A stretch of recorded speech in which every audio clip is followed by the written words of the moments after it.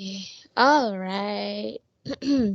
Assalamualaikum warahmatullahi wabarakatuh, and a very good morning to my fellow friends and our beloved lecturers. Before we begin, I would like to invite Brother Adi Irfan bin Zulfadli Kalai to recite a dua. Assalamualaikum. Al-Fatiha.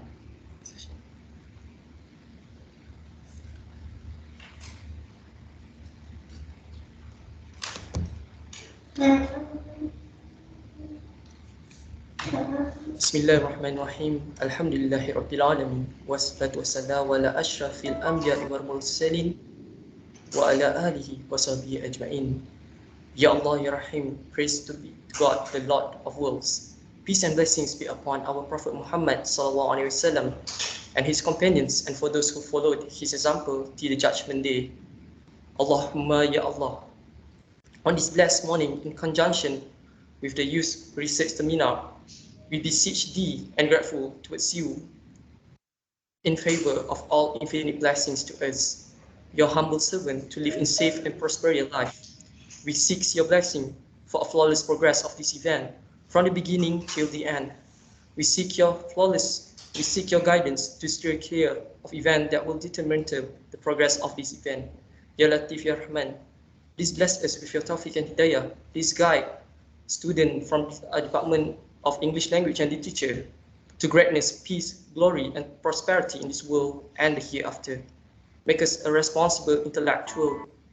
Granted us with valuable knowledge that will be beneficial to mankind in order to gain your mardatillah. Make us your righteous servant, be that follow your commands and neglect the sinful act. Please forgive us for your wrongdoing, for our wrongdoing. Allahumma zalamna anfusana wa ilam tarfi lana wa tarhamna lanakunanna minal khasirin. Rabbana zalamna anfusana wa ilam tarfi lana wa tarhamna lanakunanna minal khasirin.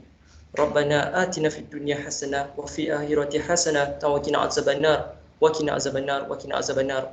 Wa sallallahu sayyidina Muhammadin wa ala alihi wa sahbihi wa barik wa sallam alhamdulillahi rabbil alamin. Amin, Amin, Ya Rabbal Alameen. Thank you, Brother Adi. Ladies and gentlemen, welcome to Youth Seminar 2.0, Contemporary Studies in English Linguistics and Literature. For your information, this seminar is to celebrate youths participating in intellectual discourse. Throughout this seminar, we will have 11 interesting topics shared by our students. This program would not have been realized without our lecturers' encouragement. Without further ado, please welcome Dr. Tanya for the opening remarks. Thank you so much. Assalamualaikum, everyone. I hope that everyone's doing fine. I see quite a number of you here.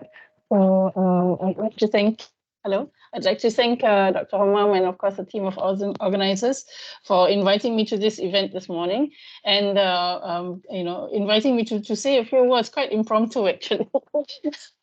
I believe this is actually the second time we're having such an event. And I'm glad to see so many of you are here. Seminars of this nature are actually important because not only to train young researchers, but also we would like students to gain confidence to present their research in future. And of course, we want to inspire others to embark on similar research. So I do hope that future FYP students will take advantage of this seminar, or at least if they're not here, of recordings of this seminar to get ideas for their own topics. And I hope that it will also sow in the presenters, particularly, the seeds of future scholarship, and that we will gain valuable scholars out of this kind of exercise. Yeah? So we hope that you will pursue further studies in the future. And the world is your oyster, really. So we do hope that a lot of you will take up further studies at postgraduate level. I also would like to point out that we need to have more of this kind of events, also involving our postgraduate students, because this is part of what we do at universities, is that we do research, of course, and we share our research.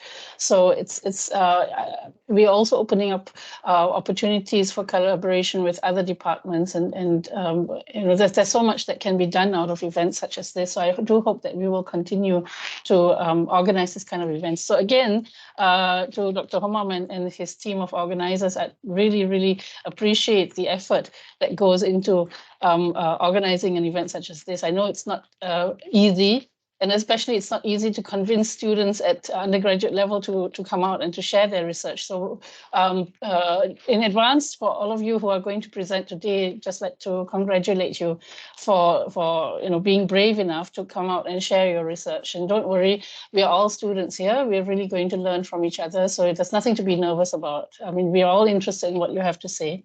I may not be able to stay for the duration of the entire program, but I do hope that everyone who has joined us today and who's here this morning will enjoy it and will, as I said, be inspired by the topics presented today. So having said all this, I'd like to now hand the ceremony back to the organizers to begin the seminar. Thank you so much, Doctor. Alhamdulillah, we are about to start our seminar. Reminder to all speakers, you may present up to 15 minutes. We will inform you at the chat box for the last 5 minutes. Participants may ask some questions right after the presentation. You may unmute your microphone or type in the chat box. So, without further ado, I would like to call upon Sister Hisa Kauthar to present a Marxist reading of Lord of the Flies and Maze Runner. Sister Hisa, the floor is yours. Okay, Assalamualaikum warahmatullah. Can you hear me, Haifa? All right, so let me share Yes. my screen Alhamdulillah. first. All right.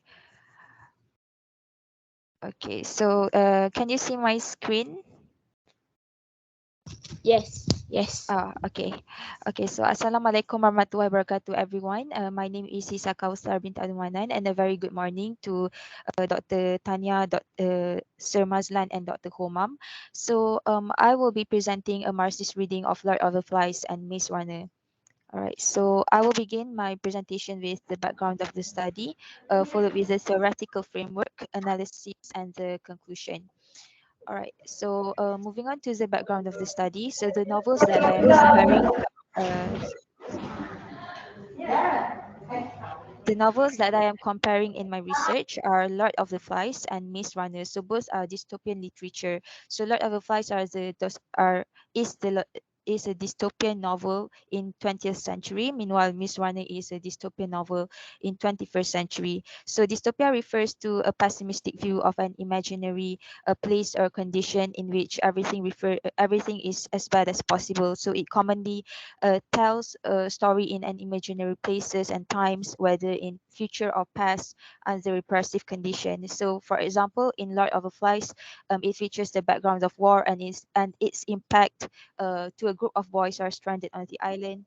Meanwhile, for the Maze Runner, it it is a 21st century dystopian novel, and it includes futuristic elements such as pandemic, corporate and machine domination, and the negative impacts of scientific progress.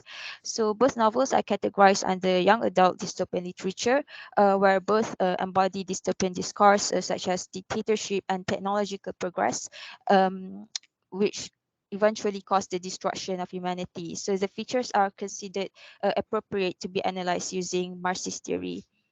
Okay, so moving on to my thesis statement. So first, I would like to distinguish first between the upper class and the lower class in both novels. So the upper class are the characters who have more resources and means to oppress the lower class. So they are the people who marginalize or abuse the lower class, and meanwhile the lower class, they have to offer their servitude or labor to the upper class. So while both novels share similarities that are relevant to Marxist analysis, such as power abuse, alienation, and ideology, there are also significant differences in terms of the individual power shown by Jack in Lord of the Flies, and corporate power, which is corporate which is Wicked Corporation in Maze Runner. So my research will explore the comparison in the oppression of the lower classes in both novels. First, by looking at the class relations. Second, the role of ideology, and third, the psychological impacts of ideology on lower classes. All right, so um, these are my research questions. First, how do class relations shape society? Second, what is the role of ideology in the marginalization of lower classes? And what are the psychological impacts of ideology in a society? So these three research questions will be compared in both novels. Right. So as for the significance of the study, so there is a limited research on contemporary young adult dystopian novels such as Maze Runner because this genre is often dismissed by the critics as rather superficial and lacking depth messages to be included in traditional literary canon. Hence, my study will also add to the research of young adult dystopian literature, and the comparison of 20th century and 21st century dystopian novels will also add to a new field or a new a new dimension to the field of comparative research, given that the comparison between two distinct centuries were not analyzed before. Yep. And I also think that it is necessary to compare between two different centuries in order to see the development of dystopian literature on how they affect oppression and power abuse to the lower classes. Yeah, so moving on to the theoretical framework. So the theoretical framework that I'll be using in my research is Marxist theory, specifically based on superstructure concept, published by Karl Marx in 1859. So Karl Marx saw the unequal distribution between the upper class and lower class as a source of class conflict, in a way that the upper class will always oppress and exploit the lower classes in order to maintain their position at the expense of the lower classes' sufferings. So the social hierarchy of classes will shape the base and superstructure of the society. So basically, base is the mode of production or the way society work with one another, how they organize themselves, and how they interact with one another in order to produce material production. Meanwhile, superstructure encompasses social institutions, political ideologies, cultural values, and other social consciousness which are built upon the social relations created in the base level. Yeah. And moving on to my analysis. So I will specifically look at the similarities and differences of these two novels in order to look at the uh, development of the 20th century and 21st century dystopian novel according to a Marxist theory based on superstructure concept.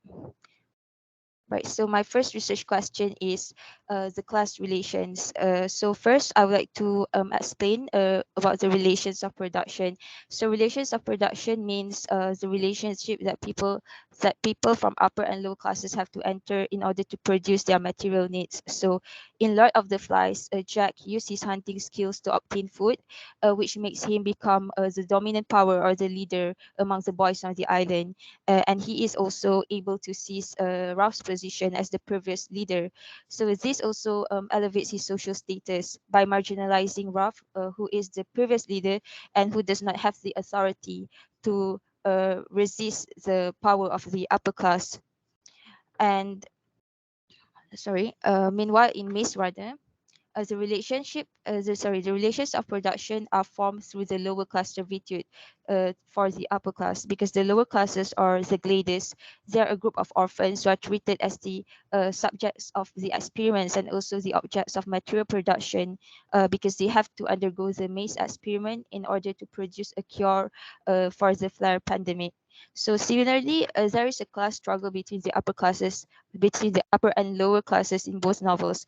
So this is because the upper class, which are Jack in Lord of Flies and Wicked Corporation Maze Runner, they assert their dominance by monopolizing the resources. However, differently in Lord of the Flies, the assertion of dominance comes from an individual power, Jack, who becomes powerful after he controls the means of production. Meanwhile, in Maze Runner is a futuristic dystopian novel, so Wicked Corporation gains its power as an established and high technological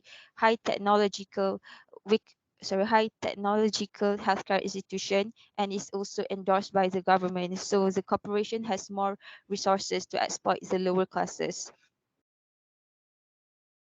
So moving on to the second research question, which is the role of ideology.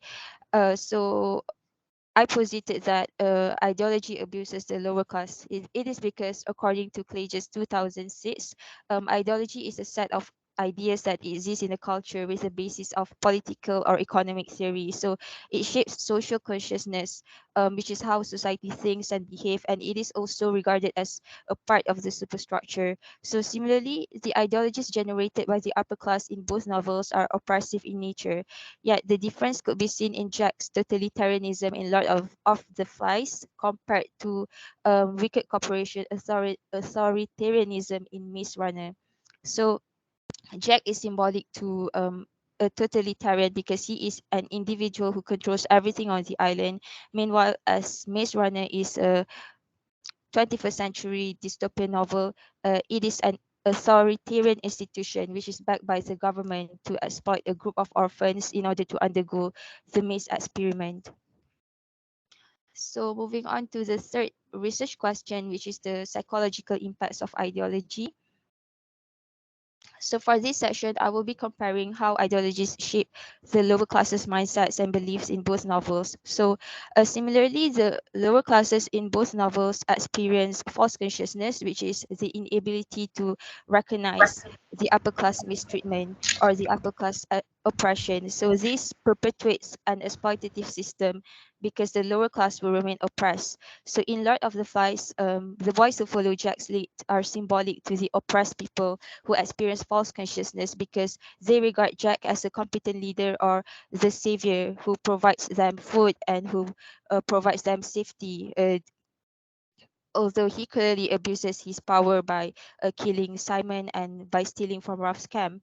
Meanwhile, the gladiators in Maze Runner also experience false consciousness at the end of the novel when it is revealed later that the maze experiment serves a utilitarian purpose, which is to find a cure amid pandemic. So the difference could be seen as Wicked Corporation is an established institution, hence it is able to generate propaganda to make people rationalize the brutal experiment, compared to Jack, who works on his own without the help of institutionalized propaganda.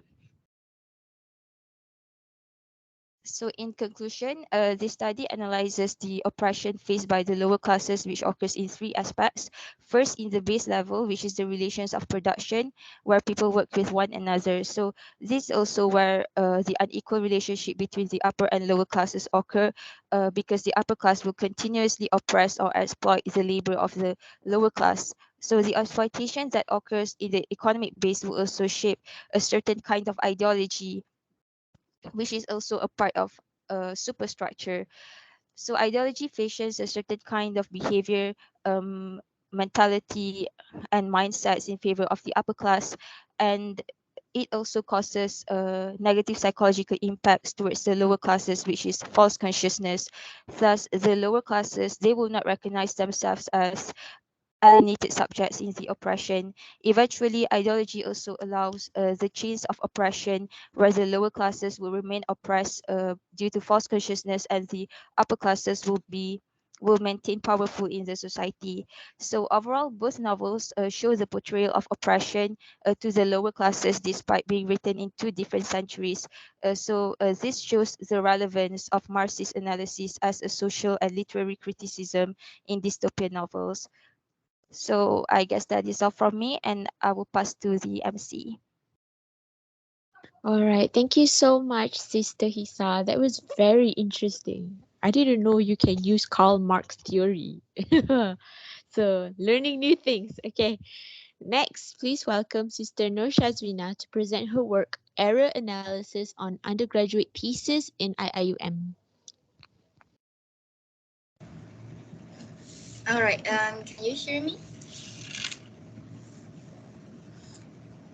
So I Yes. was I was told that okay. Thank you, sister. Okay. All right. Bismillahirrahmanirrahim. Assalamualaikum and good morning, everyone. Firstly, I would like to thank the elites and my supervisor, Dr. Homam, for giving me this opportunity to present my thesis today. And also thank you to everyone for coming today. I am Shazwina, and I will be the only presenter for linguistics. So the topic for my thesis is error analysis of undergraduates' thesis in RIUM. So specifically from those literature thesis. So briefly, next page, next slide.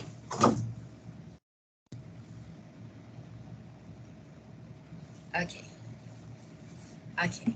Okay, thank you. So briefly, error analysis or EA is a method of analyzing errors made by second language learners to gain insight into their interlanguage or IL. So EA was first proposed by Stephen Pickcorder in the 1960s, and it has since become a widely used tool in second language acquisition research. So I will be applying his framework to analyze the errors from the thesis, and that will be my thesis statement for this research.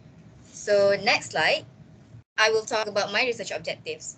My research aim to aim to identify the most frequent errors in thesis committed by students from the English language and literature departments. And the next objective I aim is to compare and contrast the findings with the synthesis I made from three different aspects, which are the studies from Lunsford and Connors in 1988, several Malaysia-based research on EA, and the interview session I conducted with a few lecturers from Banner department that I did last semester.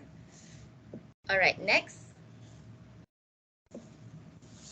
So I will discuss my theoretical framework for this research. I replicated another EA procedure that has been modified by other researchers who are Guest and Selinker in 2008.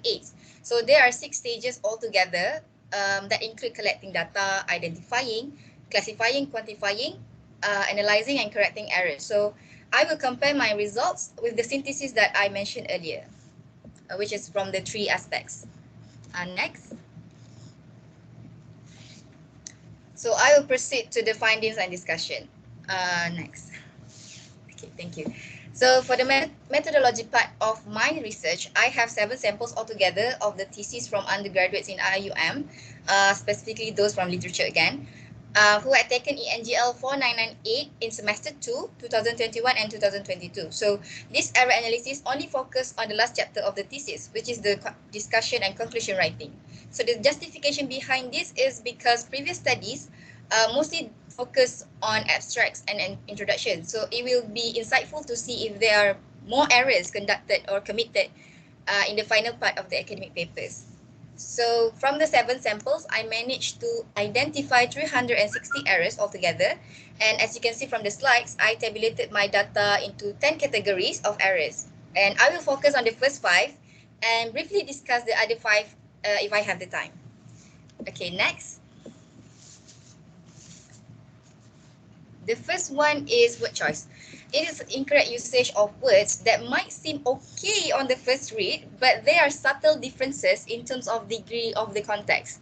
So firstly, we have the vocabulary. For vocabulary, it is more specific for me to say semantically similar word choice, which means that the word or phrase they use is correct per se. But there is a better options that the word or phrase they use to provide more clarity. So from the example given, using the word circulates here is understandable. I know that the writer intended to explain how the book focuses on the life of the Somali girl. But we do not usually use circulates when talking about life. So if I may ask the audience, what do you think is a better option here to replace the word circulates? Okay. Okay. It is actually revolve. Usually you use revolve around the life of a 16-year-old Somali girl. And next is redundancy. So from the example, a protagonist is defined as a main character. So there is no need to put further explanation to avoid being redundant. And last but not least is part of speech, which I think most of us are familiar with this. So the word culture here is supposed to be the adjective that modifies the noun root. So it needs to be cultural instead of culture. So the next slide.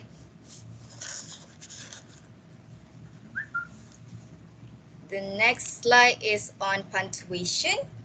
There are 8 subcategories under punctuation, including commas, capitalizations, dashes, spacings, italicization, colon, semicolon, and quotation marks. So, however, I only focus on both commas and capitalization because it is the most frequent errors that I found from the samples. So it looks simple, but a comma is actually very significant to make sure that you are highlighting the right clause, and dismissing the usage of it can lead to a run-on sentences and make it difficult for readers to comprehend the writing. So the first sentence showcases a lack of comma after a title. Other than separating ideas or clauses, commas are also used to indicate titles, initials, or degrees. So adding a comma after a title is necessary to avoid confusion. And commas are also needed when it acts as a transition or to connect to another independent clause. Next is capitalization. So there are a lot of instances where certain nouns, especially proper nouns, were decapitalized in the sample. So in the slide, the Al Jazeera News should have the capital letters A, J, and N. So another frequent occurrences that I found from my research is that the writings decapitalize the proper nouns Muslims and Western. Next slide.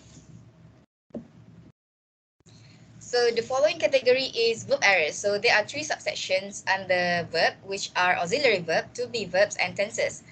To be verb is actually the subcategory for auxiliary verbs, but I separated them to provide a clear distinction between those two.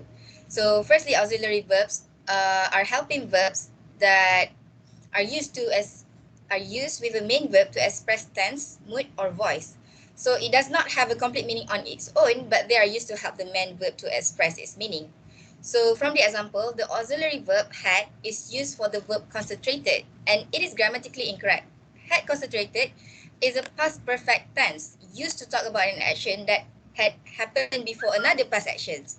But this sentence is more suitable for the present perfect tense since the action happened in the past, but it is still relevant to the present. So the correction would be either have concentrated or just concentrated.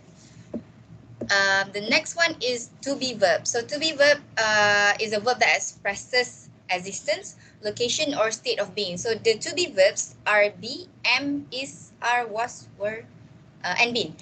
For example, the phrase often being associated is grammatically correct, but it is not the most concise or elegant way to express the idea.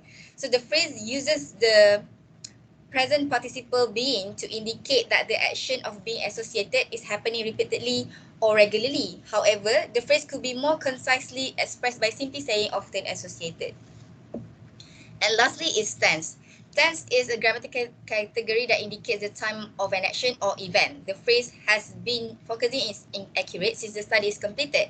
This sentence uses the past tense to indicate that the action of focusing on finding and identifying the manifestation of the subline happened in the past and is no longer relevant to the present. So the sentence could be made more accurate by simply using the past tense.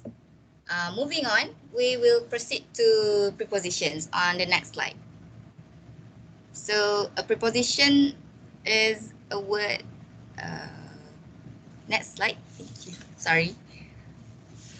Okay, so a preposition is a word that that shows the relationship between a noun or pronoun and another word in a sentence. So it can show direction, location, time, or other relationships. So in the example, both preposition in and with are considered errors since the writer intended to introduce a relationship between two things, which are the ideas of love and the theory of love. Therefore, replacing it with between and an is more suitable and accurate to emphasize relationships.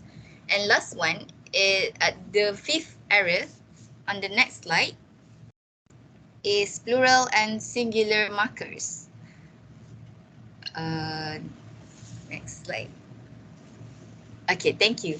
So plural markers are grammatical affixes, usually suffixes that are used to indicate that a noun refers to more than one thing.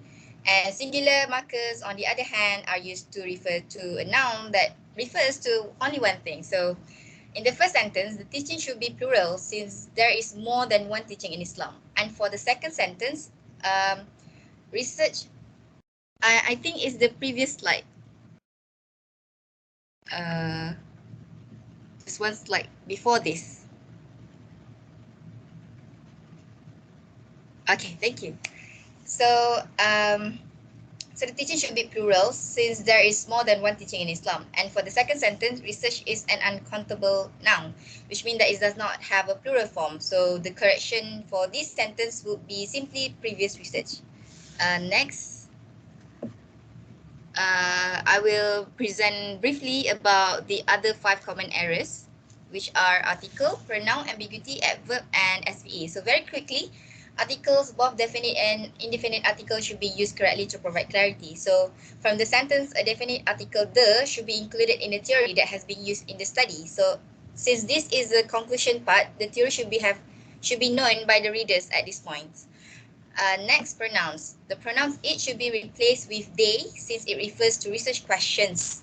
And for ambiguity, this category is when I think that the sentence lacks clarification and feels vague. So thank you for the reminder. From the sentence, one can never fully understand both Al-Quran and Sunnah. So I place this sentence under ambiguity because I think it needs a more detailed explanation on what is the full understanding of Al-Quran and Sunnah. So next is the adverb, which is a word or phrase that modifies an adjective or verb to express a relation of place, time, circumstance, etc. Although the sentences is not necessarily incorrect, it will be more concise and accurate to say it can be seen how culture greatly affects individuals' identity. And lastly, SVA with only 9 occurrences. The example is pretty simple because a singular object needs to be agreed with a singular verb that includes the suffix s. So next slide. I will move to the discussion and conclusion. So to answer the second research questions, I compare and contrast with the synthesis I mentioned earlier on the next slide. Okay. So basically, Lunsford and Conyers study listed 20 errors, and the first 2 are word choice and missing commas, whereas the previous research in the Malaysia context mostly focused on SVA, verbs, preposition, adjectives, etc. And the interview session that I had emphasized SVA, tense, word choice, literal translation, and preposition and articles. So it can be seen that the most common errors are either word choice or SVA. So to compare, the data analysis for this research agree that word choice is the most common error, but this does not apply to SVA because SVA from the tabulated data is the least committed error in this study, and it is perhaps due to the online grammar checkers that can be accessed easily where students can submit their writing and have them revise the sentences. So for L1 interference, since the samples are written by bilingual students, certain error may be related to first language interference since the grammatical rules will be different. And lastly, proficiency and competence of student in the English language as L2. So proficiency and competence are both important concepts in error analysis. So proficiency refers to the student's ability to use the language in a variety of contexts, while competence refers to the student's underlying knowledge of the language. So error analysis can be used to identify the student's strengths and weaknesses in their second language acquisition. By identifying the areas where students are making the most errors, teachers can focus on their instruction on these areas. So this can help students to improve their proficiency and competence in language more quickly and effectively. So the error analysis is a valuable tool for SLA research and especially in improving the performance of writing skills. And I hope this paper will be beneficial for undergraduates, especially those who are writing their thesis. And I think that's all from me. Okay, thank you. Right. Thank you, Sister Shazwina. That is very helpful. I really hope you can share this with others as well because a lot of our junior are trying to start with their FYP soon. Like, oh my gosh, we're learning a lot. It's okay, Okay. I'm also still learning. Yeah. Okay. Has anyone seen Sepet by Yasmin Ahmad? Anyone? Anyone? Okay, I'm sure people would love this topic. Let's give it up for Sister Amira Angelina. Gender roles and stereotypes in Romeo and Juliet in comparison to Sepet. Wow. Right, can everyone see my slides?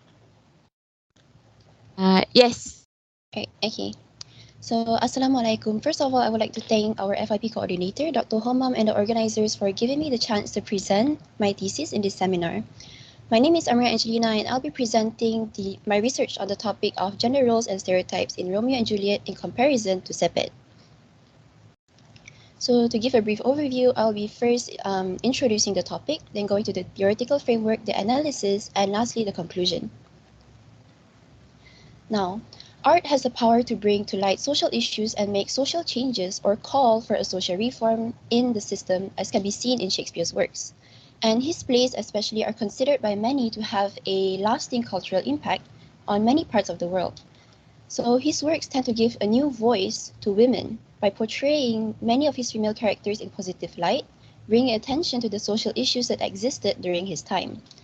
And even though there has been a growing awareness of gender inequalities thanks to the rise of feminism, Malaysia has seen slow progress in this fight for gender equality, and women continue to be marginalized in our patriarchal country even today. And these inequalities tend to be translated and is highly evident in our literature, film, and media.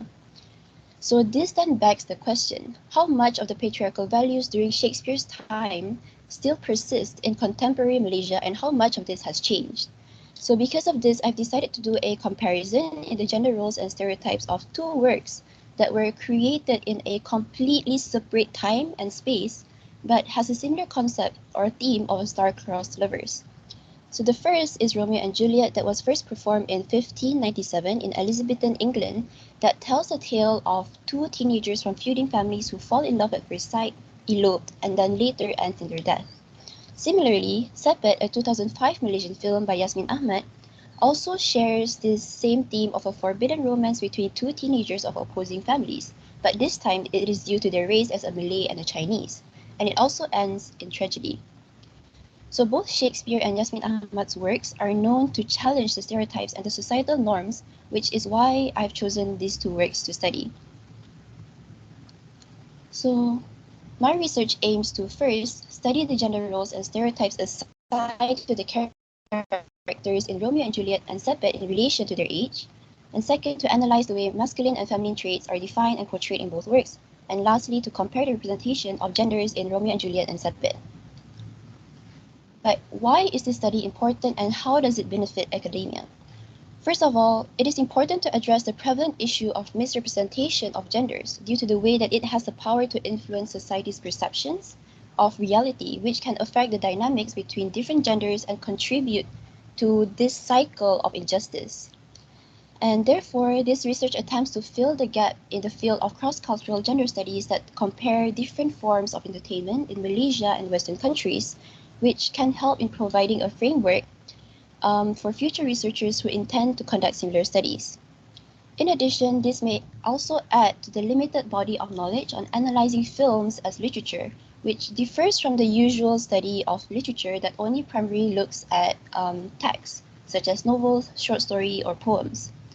And the result of this study can hopefully help push for the importance of publishing literature and entertainment that promotes equal and non-discriminatory gender roles, instead of further perpetuating harmful stereotypes that will affect the audience's perceptions and also their behavior in real settings.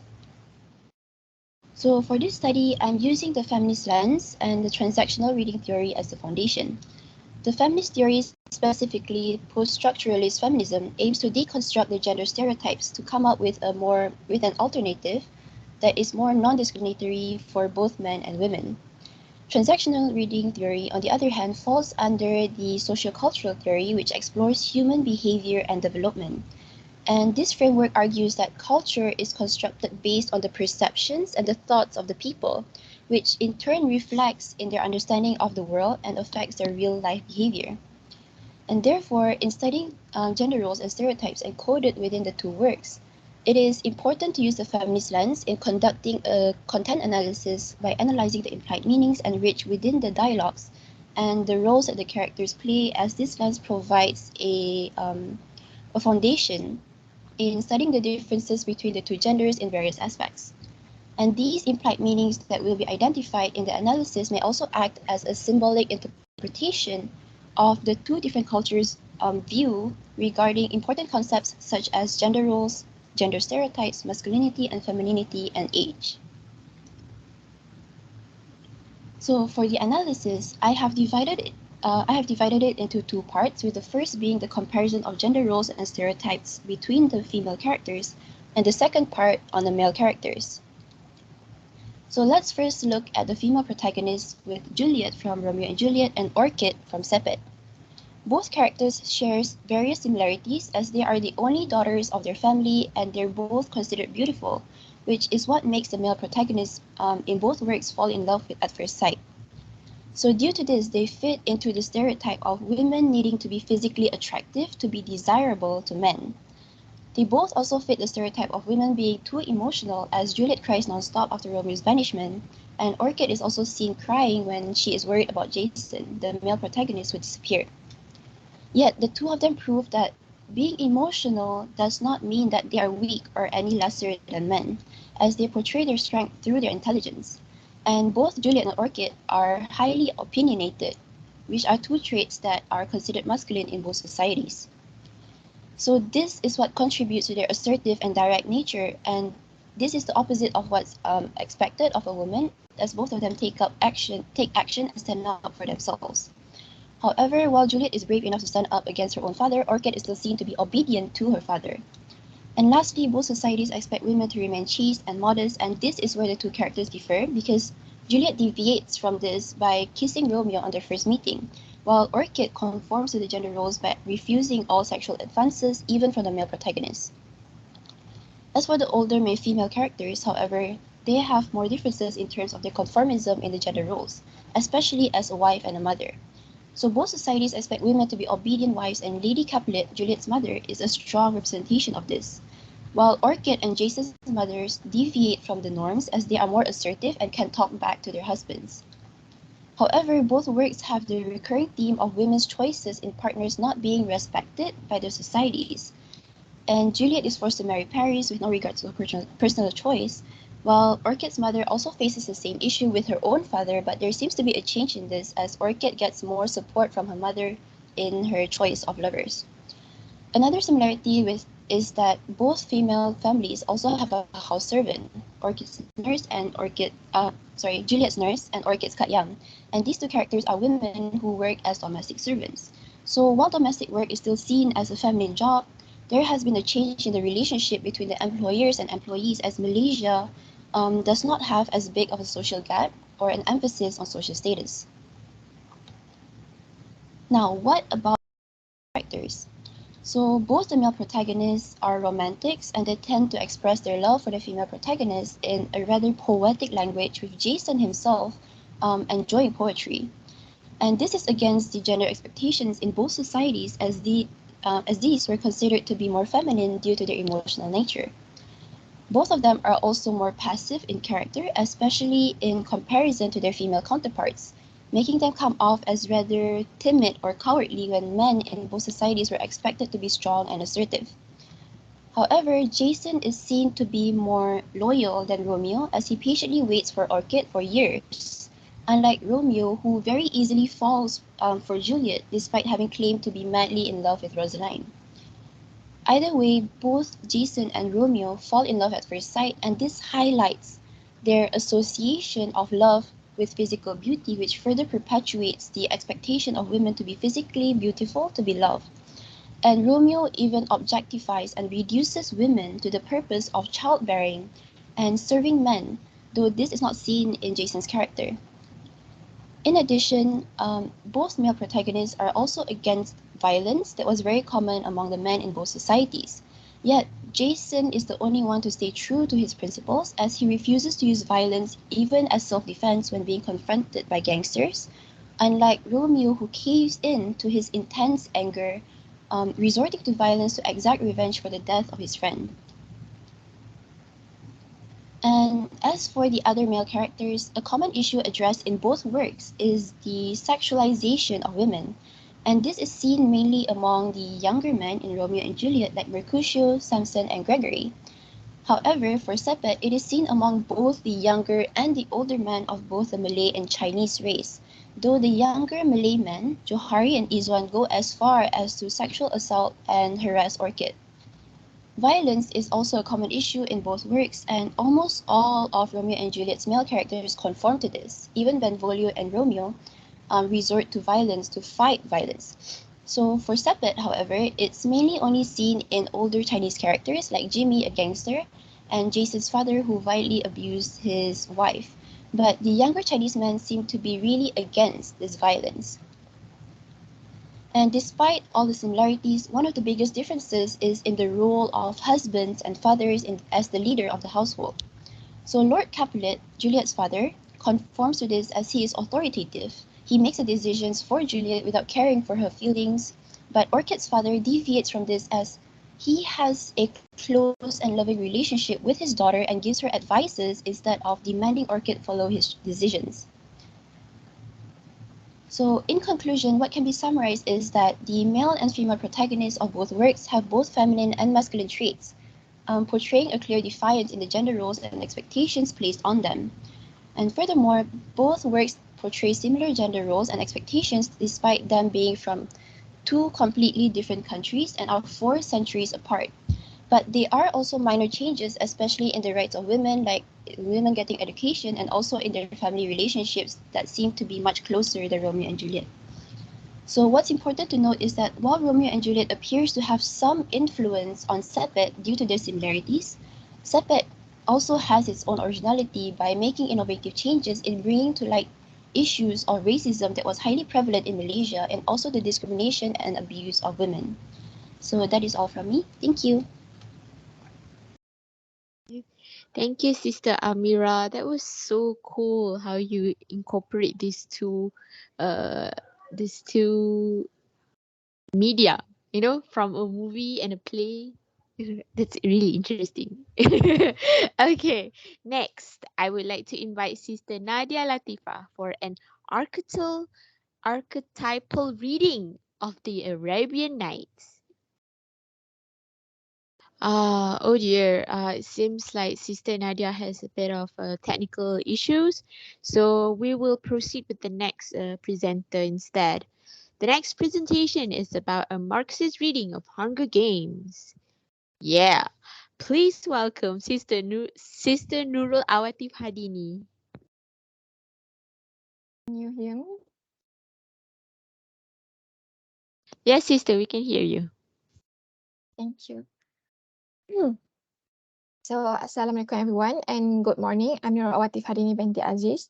So, I would like to express my gratitude to Dr. Homam for giving us this chance and thank you for everyone here in joining us today. So, today I'll be presenting my topic, which is Marxist reading of the Hunger Games by Susan Collins. So first of all, let's take a look at the scope of today's presentation. There will be 4 checkpoints that will be explained and explored, which are introductions, the theoretical frameworks, the findings, and the conclusions. Okay, so I'll be using three. I'll be using 3 Hunger Games series by Susan Collins, and I'm using an analytical approach to analyze Marxist concept in it. Okay, first, I will briefly explain a little bit of the synopsis of the novel. So the first novel in the Hunger Games depicts a story of how a young teenage girl volunteered as a tribute for her little sister, who was selected as a participant in the Hunger Games during the Reaping. So the Reaping is the selection day for the Hunger Games, and Hunger Games is a yearly ritual in Penang created due to the rebellion that happened years ago, and the government used the Hunger Games as a means of control over the people. So it depicts how Katniss Everdeen joined the survival game, got recognized as the girl in fire, got close with Pete, and used it as privilege to gain people's support and manipulate the games. However, in the second novel, it continues with how they were treated after winning, and how there were suddenly Hunger Games among the winners. So the third novel continues with the saga of they successfully overthrown the capital and gained freedom for everyone. So next is my thesis statement for this research, which is to explore how power dynamic plays a significant role in the novel. And let's proceed with the background of the study. So I'll be explaining dystopia and young adult fiction. So dystopia is a neologism word that was coined by John Stuart Mill in 1988 as a linguistic opposition to utopia. Furthermore, according to the Oxford English Dictionary, dystopia is an imaginary place or condition in which everything is bad as possible. Meanwhile, young adult fiction is a genre that is coined to refer to the age group of 12 to 18 age group. So next. So the research objective that I'm going to focus on and present on today is this one, which is to analyze how power dynamic is portrayed and represented in the Hunger Games. So significance of the study is Susan Collins' novel is widely popular among teens and young adults. Despite the recognition it received, many still cannot grasp the concept being still a novel, which is Marxism. So this research serves as an approach to strengthen the reader's understanding of the concept, especially on of power dynamics. So next is the theoretical framework that I'll be using is Marxism by Karl Marx. Karl Marx is a German philosopher and a famous critic of capitalism. His work encouraged many communist writers in the early 20th century.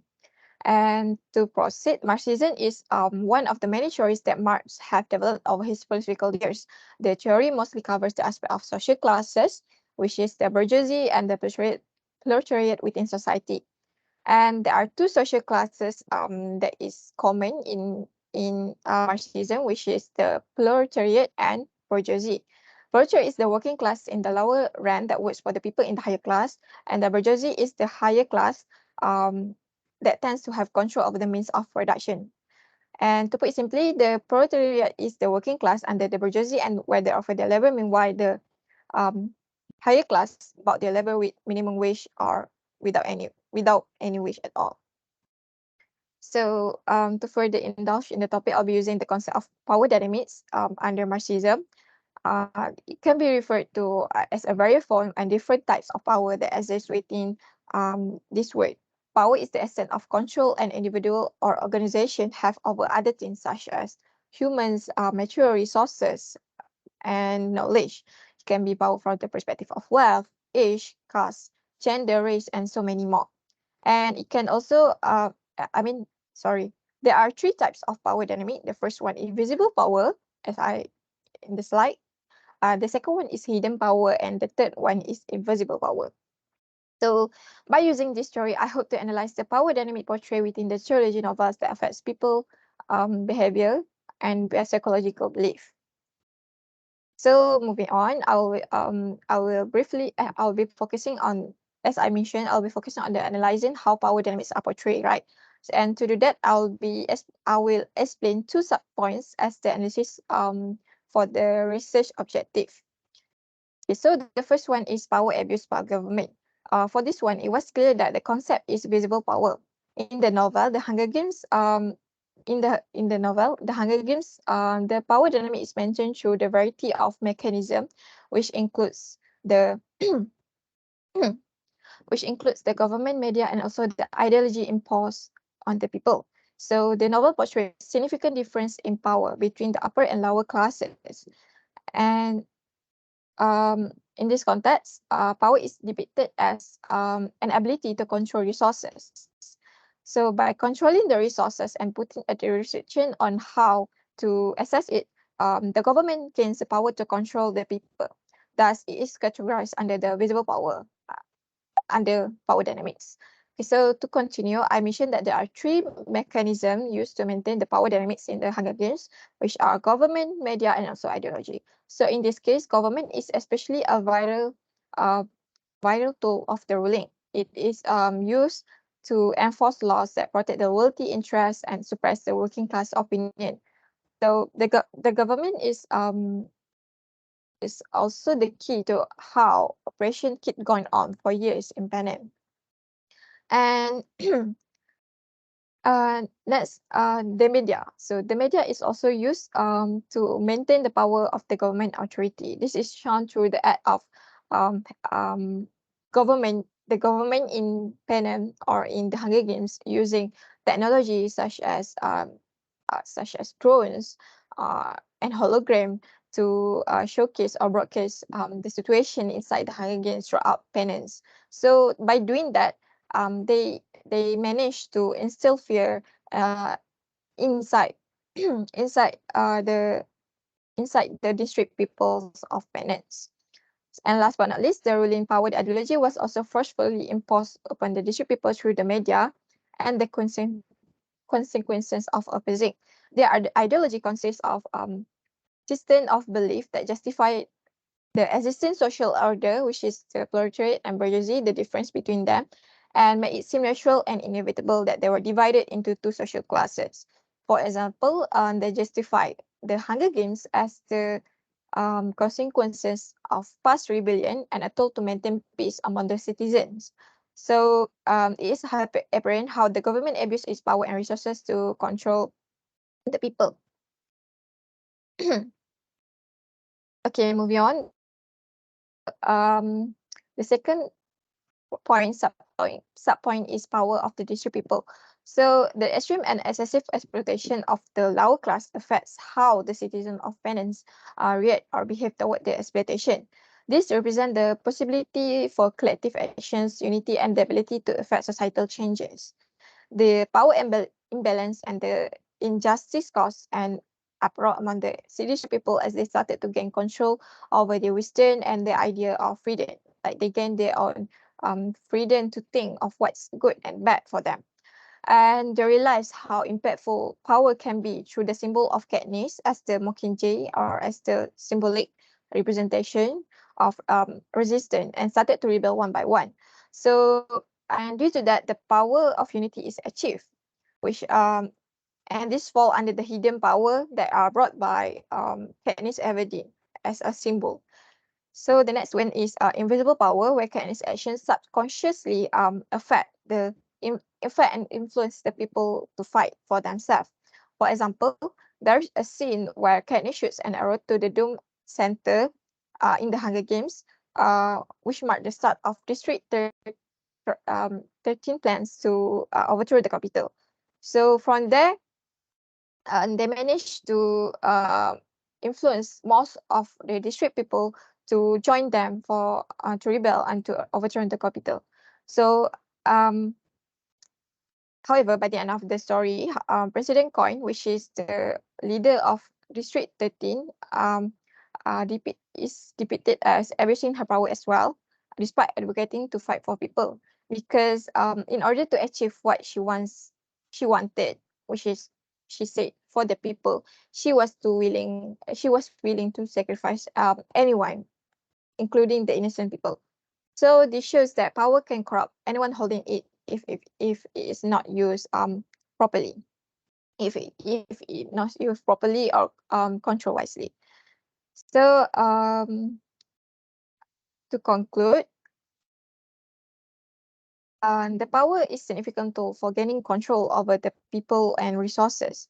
The bourgeoisie in the novel have the upper hand and leads them to exploit the lower class, which is through the Hunger Games.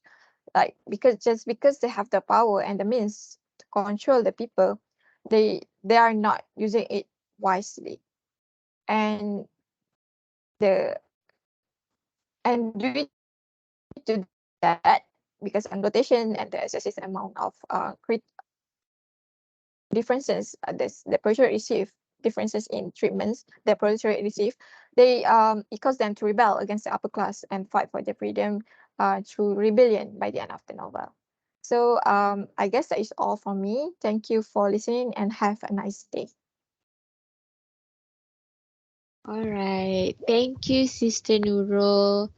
Next, I would like to invite again Sister Nadia Latifa for an archetypal reading of the Arabian Nights. Sister Nadia, are you ready?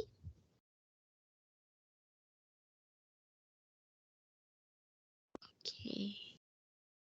Okay, so can you see my slides and can you hear me?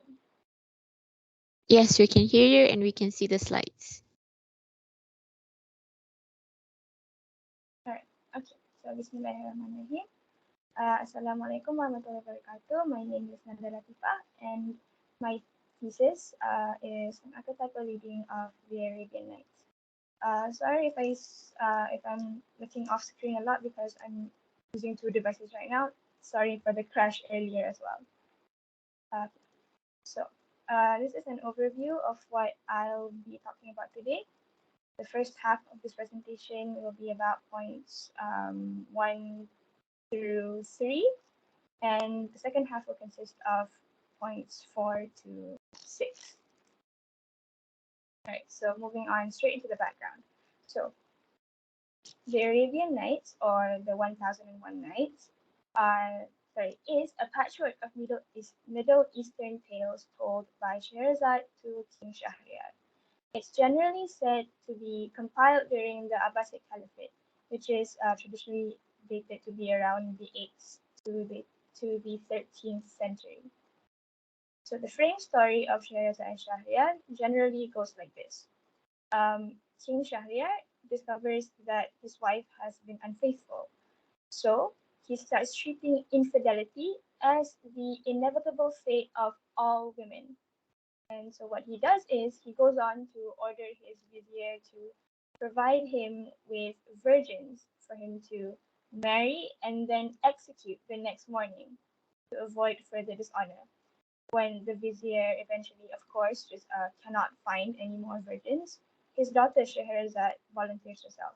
And on the night of their marriage, Scheherazade begins to tell Shahryar a tale, but deliberately does not end it that same night to bait the king into postponing her execution in order to hear the conclusion.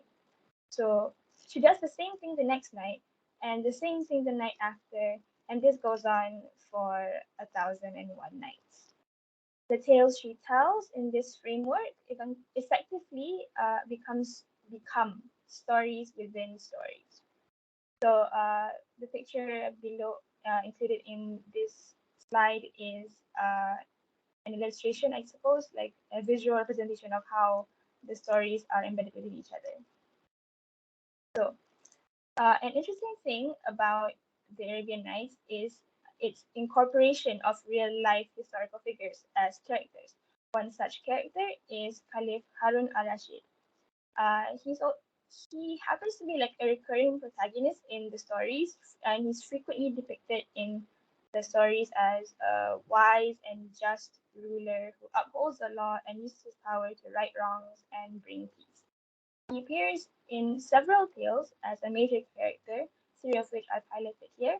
For the sake of brevity, I won't be explaining their plots, so all you need to know about them is that in the first, Harun al-Rashid restores three dervishes. These are like austere Sufi Muslims to their former wealth, and also the three titular ladies to their former positions in society. These ladies are sometimes named, sometimes not, depending on which version of the collection. But in the instances where they are named, the third lady may be identified as Zubaida.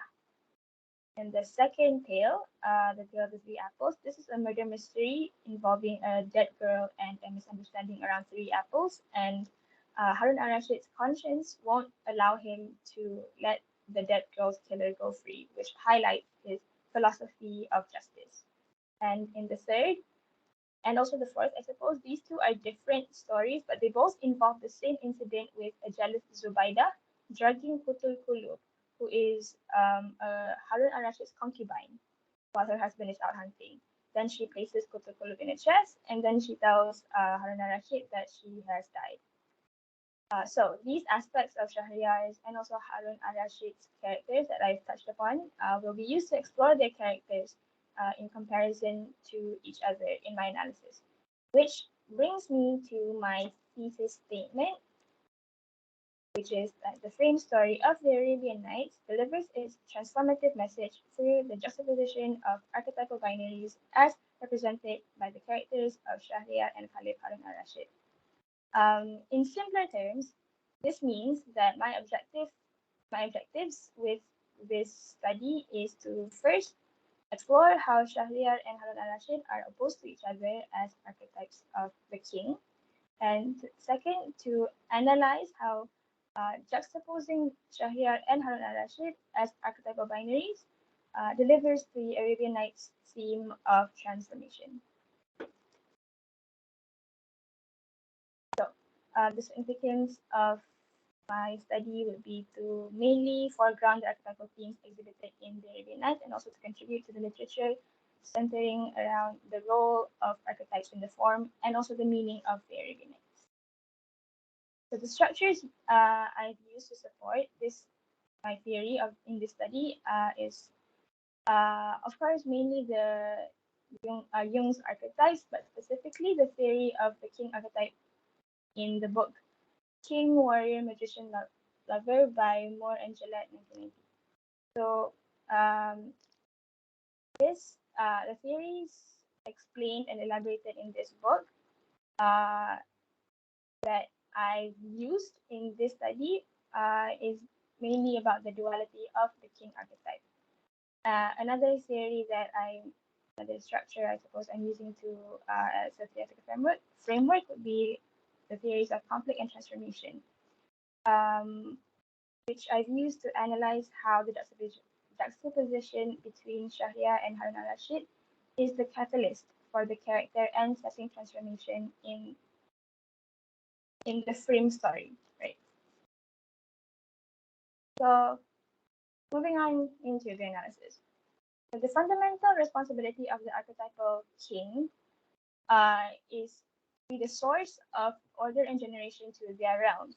Archetypally, kings represent the power needed when order is threatened, and they bring peace and stability and orderly growth, and they are also nurturing for their people.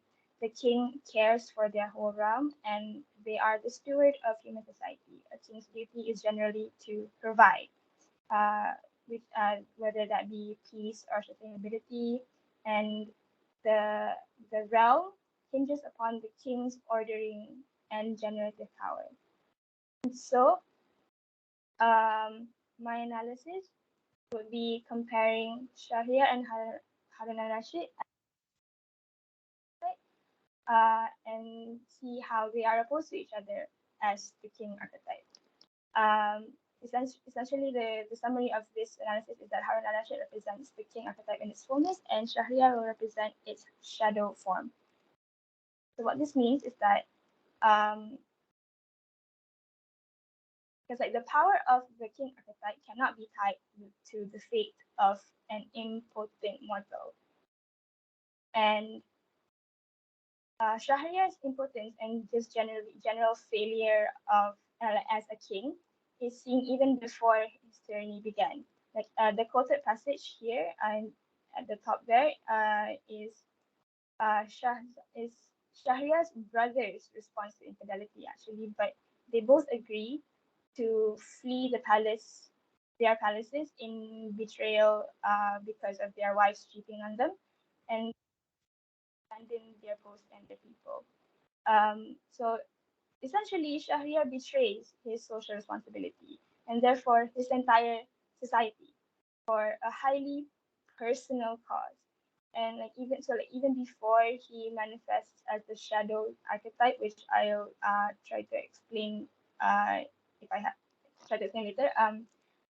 Even like before he manifests as that negative archetype, he has begun failing as a king, simply by discarding his duty. Yeah, simply by discarding his duty. So the second quote is Shahriar's conclusion after processing his experience of infidelity, right? So his reasoning for removing women from the equation shows how he saw death as the ultimate presence of a particular society, that is the female population in his society, is what he assumed to be the core of his nation's issues. Thus, he believes that its complete elimination should resolve those issues. Uh, so another thing about the king archetype is that if the king starts failing in his duty, it is only natural that the king has to be killed in order for the land to be revived. And Shahriar's conclusion to use death as a solution is ironically similar.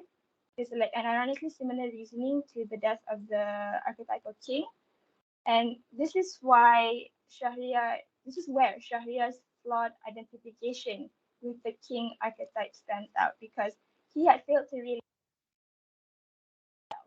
thus he falsely identifies with the archetype and he abuses his power over his people, and consequently threatens the longevity, sorry, basically threatens the lives and the livelihoods of his kingdom instead of performing his duty to be generative. So this is why he is associated with the Shadow King. So what the Shadow King is basically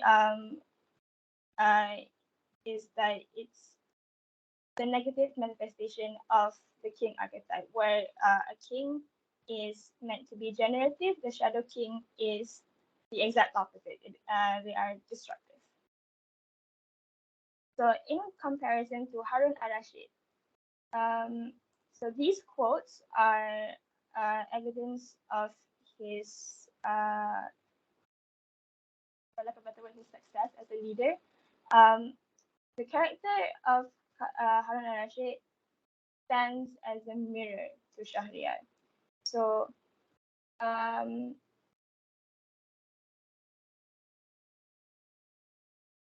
right. So these quotes essentially are saying that he returns his people to their former glory.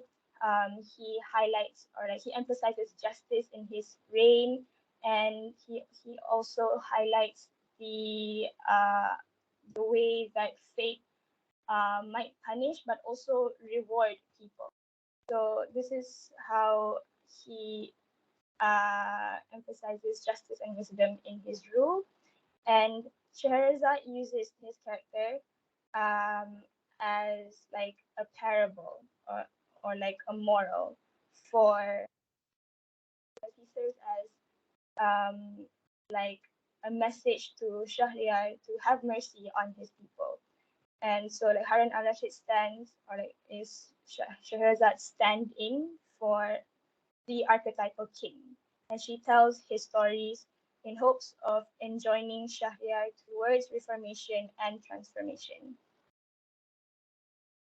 So transformation, right? So transformation in the Arabian Nights, or at least in the frame story of the Arabian Nights, is induced by the conflict that arises from the contrast and the juxtaposition of Shahryar and Harun al-Rashid. So it is because they are archetypally dichotomous, meaning they are like a contrasted pair. Uh, they they can induce transformation in the kingdom. So as Halligan 2004 says, the processes of change involve natural periods of chaos and order, and also times of conflict. What this means is that both chaos and order are essentially inevitable, they are natural. So, accepting this rhythm of chaos disrupting order and also order arising from chaos, like accepting this rhythm as a union of opposites means understanding that both chaos and order are significant aspects. So what may look like chaos may simply be a pattern that is just not normally recognized as orderly, and what may look like order may in fact be a form of stagnation or perhaps resistance to change. So chaos or disorder in the case of this study, differences between the two facets of the king archetype, with Shahryar as the unhealthy manifestation and Harun al-Rashid as the more mature aspect. So the two characters might not directly interact with each other as they are separated by layers of stories, but their shared role as rulers matches them together as a contrasted pair, as binaries. So Scheherazade uses the character of Harun al-Rashid with his similar archetype but different manifestation or like different execution of his duties to induce a change in Shahryar, thus invoking a sense of a new order in their kingdom. So this is because the old order I'm as sorry, Sister Nadia, your 15 minutes is up. okay, We're very just sorry, but you have to quickly end it as soon as all right, possible. Yeah. all right, just one more sentence. So basically, I just wanted to say that the old order, as ruled by Shahryar, had become not only stagnant but also destructive. Thus, Shahrazad induces the ritual of killing the king and invoking new order. But instead of literally killing the king, she transforms Shahriar's character from a negative manifestation into a more positive one. Thus, the contrast between Shahriar and Harun al-Rashid induces uh, order in the kingdom. Right. I'll end it there. Thank you. All right. Thank you, Sister Nadia. So we had 5 speakers just now. I'm sure there's a lot to take in. Now we will have a short break after this. The seminar will resume in 10 minutes.